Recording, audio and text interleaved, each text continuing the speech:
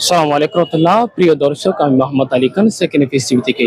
সর্বপ্রথম আপনাদেরকে জানাই 16 ডিসেম্বরে বিজয় দিবসের শুভেচ্ছা। এই দিনে আমাদের স্মরণ হয় শহীদদের কথা, মুক্তিযোদ্ধাদের কথা। আমি এখন অবস্থান করতেছি চট্টগ্রামের সিআরবিতে। আপনারা এখানে দেখতে পাচ্ছেন আমার পিছনে এখানে অনুষ্ঠান হচ্ছে, বিশেষ অনুষ্ঠান। আর এখানে শত শত মানুষ তাদের পরিবার নিয়ে এখানে বিজয় দিবস উদযাপন করার জন্য চলে এসেছেন। এখানে আমরা দেখতে পাচ্ছি অনেকে কলেজে স্কুলের অনুষ্ঠান শেষ করে সিআরবিতে বিশেষ একটা আয়োজন চলতেছে। এখানে দেখেন, এখানে বিভিন্ন স্টল বসেছে বিজয় দিবস উপলক্ষে।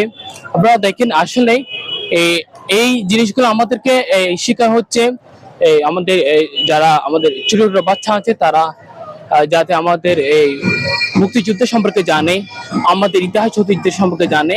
এবং মুক্তিযোদ্ধার পাশাপাশি আমি স্মরণ করতেছি 24-এর শহীদদেরকে, 24-এর যারা আন্দোলনে ছিল। বিশেষ করে আমি স্মরণ করতেছি ওসমান হাদি ভাইকে, যিনি ছিলেন সাহসী বীর। বাংলার কোটি মানুষ তার কথা স্মরণ করলে চোখের পানি পড়ে যায়। আমি এত পরিমাণ কান্না করি নাই যত যত অশ্রুজল আমার ওসমান হাদি ভাইয়ের কথা মনে পড়লে।